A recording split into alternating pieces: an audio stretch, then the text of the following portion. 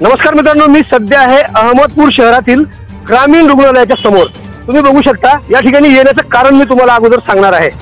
24 April रोजी एक असा प्रकार घडलाय याच ग्रामीण रुग्णालयामध्ये।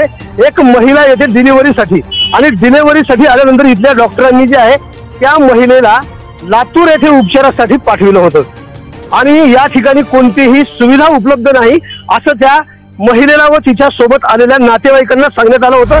लातूरला उपचारासाठी जात असताना चाकूर जवळ गेल्यानंतर नैसर्गिक पद्धतीने डिलिव्हरी झाली अशी माझ्यापर्यंत खबर पोहोचलेली आहे। अनेक नागरिकांनी मला या संदर्भात फोन सुद्धा केलेले आहेत। नेमकं काय कारण असू शकते, डॉक्टरांनी त्या महिलेला लातूरला का पाठवण्यात आलं, हे मी डायरेक्ट डॉक्टरकडे आणि इथल्या ग्रामीण रुग्णालयाच्या अधीक्षकाकडे जाणार आहे। नेमकी काय माहिती देणार आहेत हे आपण बघूया। माझ्यासोबत गोडबोले सर आहेत। कारण का अनेक सुविधा उपलब्ध असताना डॉक्टर इथून रुग्णांना रेफर का करतात हा प्रश्न इथल्या अहमदपूर तालुक्यातल्या जनतेचा जो आहे ते ग्रामीण रुग्णालयाच्या अधीक्षकापर्यंत मी पोहोचविणार आहे। सर, तुम्हाला विनंती असेल आपण थेट जाऊया डॉक्टरांच्या ऑफिसमध्ये। तुम्ही बघू शकता माझ्या डाव्या बाजूला जे आहे बाह्य रुग्ण विभाग आहे आणि उजव्या बाजूला जे आहे ट्रॉमा केअर युनिट अहमदपूर। आता मी अहमदपूरच्या ग्रामीण रुग्णालयामध्ये आहे। 24 एप्रिल रोजी जी घटना घडली त्या संदर्भात डॉक्टरांना आपण विचारणार आहोत की काय नेमकं कारण होतं। एका महिलेला तुम्ही डिलिव्हरीसाठी आल्यानंतर लातूरला उपचारासाठी का पाठवलं हे आपण माहिती घेणार आहोत। की अहमदपूरच्या ग्रामीण रुग्णालयात एक डिलिव्हरी करण्यासाठी महिला गेली असता तिला रात्रीच्या वेळी डॉक्टरांनी रेफर केलं आणि ती महिला जी आहे लातूरला उपचारासाठी जात असताना रस्त्यामध्येच नैसर्गिकरित्या डिलिव्हरी होते, परंतु इथल्या डॉक्टरांचा खोटारडेपणा उघड झालाय असं जनतेच्या मनामध्ये संभ्रमावस्था निर्माण झाली आहे। नेमकं काय कारण असू शकते आपण थेट जाऊया। सरळ आपण जायचं आहे। या सर माझ्यासोबत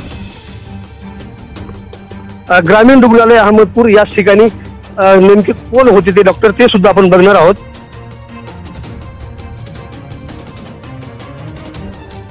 आपण थेट जाऊया डॉक्टरांकडे। इथं कार्यालय आहे हे आणि आपण थेट जाऊया डॉक्टरांच्या रूम मध्ये।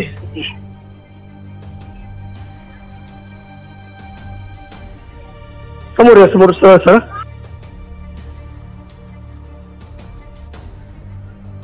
आपण आलो आहोत ग्रामीण रुग्णालयामध्ये। 24 एप्रिल रोजी जी घटना जी घडलेली आहे त्या घटनेच्या वेळी डॉक्टर बुजारे साहेब कर्तव्यावर होते आणि नेमकं काय प्रकार झालाय हे मी जाणून घेण्यासाठी आलोय। तर मला सांगा, 24 एप्रिल रोजी जी संध्याकाळी जी घटना घडली, एक महिला आली होती डिलिव्हरी होण्यासाठी, तिच्यासोबत काही नातेवाईक सुद्धा होते आणि आपण त्या महिलेला इथून रेफर केलं, पुढील उपचारासाठी लातूरला हलविण्यात आलं अशी माहिती आहे। अनेक प्रसार माध्यमाच्या माध्यमातून ही गोष्ट वाऱ्यासारखी पसरली आहे। नेमकं त्या दिवशी काय प्रकार होता आणि तुम्ही कोणत्या कारणावरून त्या महिलेला रेफर केला होता?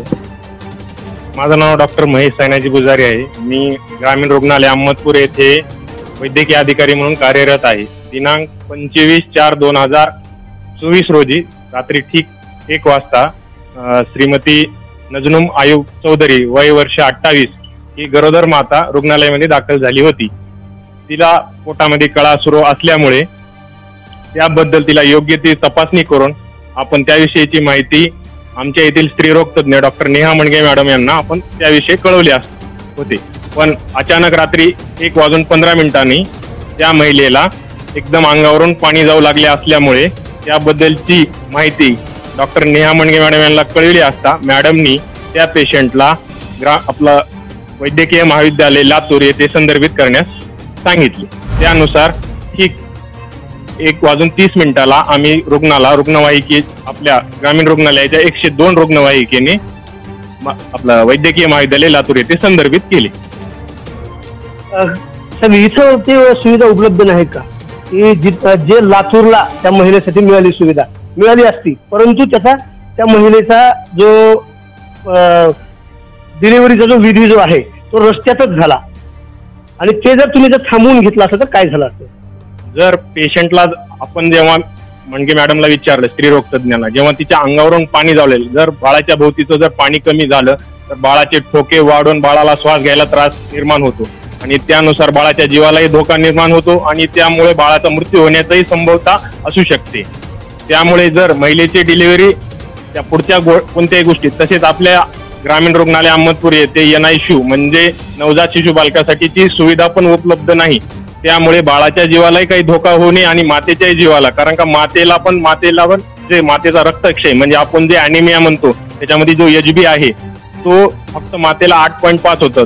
तसेच आपल्या डिलिव्हरी होत असताना जर अंगावरून रक्त जास्त जाऊ लागले तर त्याविषयीची जी सुविधा आहे ती आपल्याकडे अवेलेबल नाही.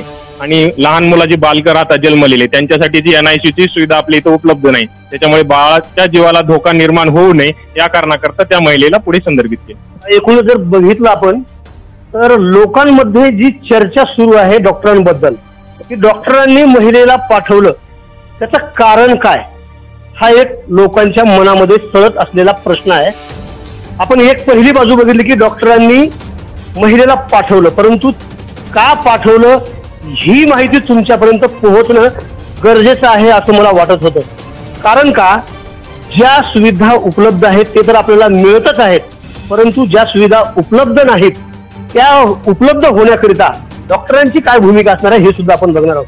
तर तुम्ही आता मला की काही सुविधा आपल्याकडे त्या उपलब्ध नाहीत, त्यासाठी आपण वरिष्ठांकडे अशी मागणी केलेली आहे का?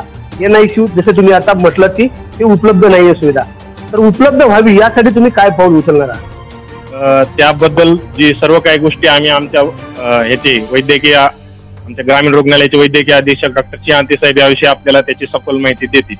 कारण का त्याविषयी आम्ही सरांना वेळोवेळी कळत असतो की आपल्या रुग्णालयात काय गोष्टीची कमतरता आहे. त्यानुसार ते त्यांच्या वरिष्ठांना म्हणजे जिल्हा शल्य चिकित्सक यांना वेळोवेळी त्याची माहिती पुरवत असतात आणि वेगवेगळ्या गोष्टीची मागणी करत असतात आणि ते त्याचा पाठपुरावा करून सरकारकडून या गोष्टी आपल्याला भेटाव्यात यासाठी ते प्रयत्न करत असतात. आणि NICU आणि त्याच्याबद्दल असणारे तज्ज्ञ लोक हे सध्या आपल्या इथं अवेलेबल होऊ शकत नाहीत. कारण का ग्रामीण रुग्णालयामध्ये निओनॅटॉलॉजिस्ट यांचं पद हे उपलब्ध नसतं. त्यासाठी सरांनी वेळोवेळी वरिष्ठांना अवगत केलेलं आहे आणि त्याबद्दलची अधिक माहिती आपले वैद्यकीय अधीक्षक हे आपल्याला त्याविषयी सांगितलं. निश्चितच मी या ग्रामीण रुग्णालयाचे वैद्यकीय अधीक्षक डॉक्टर सिंहाते साहेब आहेत, आपण त्यांच्याकडे जाऊया. कारण आवाज बहुजनांचा न्यूज लाईव्हच्या माध्यमातून आमचा हा प्रयत्न असणार आहे की ज्या सुविधा नागरिकांना मिळतात, योग्य पद्धतीने मिळतात, खरंच मिळतात किंवा नाही मिळत हे सुद्धा आपण पाहूया. साहेब, आत्ताच ज्याप्रमाणे आपल्या ग्रामीण रुग्णालयातील डॉक्टरांनी मला माहिती दिली की ज्या सुविधा उपलब्ध नाहीयेत त्या संदर्भात तुम्ही सविस्तर अशी काय माहिती सांगणार आहे? ग्रामीण रुग्णालय अहमदपूर हे 30 बेडचं हॉस्पिटल आहे आपलं ग्रामीण रुग्णालय अहमदपूर. ग्रामीण रुग्णालयाच्या प्रोटोकॉलनुसार NICU इथं येत नाही, NBSU येते, न्यूबॉर्न स्टॅबिलायझेशन युनिट. तो आहे की त्या बालकाला स्टॅबिलाइज करायचं आणि न्यूबॉर्न केअर सेंटर जिथं आहे NICU तिथं रेफर करायचं. ते असतं उपजिल्हा रुग्णालय आणि जिल्हा रुग्णालय म्हणजे उदगीर, लातूर आणि वुमन्स हॉस्पिटलला. त्यामुळे आपल्याकडे फक्त प्रोटोकॉल, शासनाच्या प्रोटोकॉल प्रमाणे स्टॅबिलायझेशन युनिट आहे. स्टॅबिलायझेशन युनिट मध्ये आपण काम करतो, टर्शरी सेंटर नाही आहे आपलं, असं आहे. आणि जेवढ्या फॅसिलिटी आहेत तेवढ्या फॅसिलिटी आपण सगळ्या रुग्णाला देतो. आणि वेळोवेळी डॉक्टर 24 आवर्स आहेत आपल्याकडे ड्युटीला. जेवढे तज्ज्ञ आहेत तेवढे कामं होतात. आता बघा, मागील वर्षीचा तुम्हाला मी एक आढावा सांगतो की 23-24 मध्ये आपल्याकडे डिलिव्हरी साठी गरोदर माता 1632 ऍडमिट झाल्या. त्यापैकी आपण 929 ची डिलिव्हरी केली, 102 सीझर केले आणि 668 एवढे रुग्ण रेफर झाले आपल्याकडे.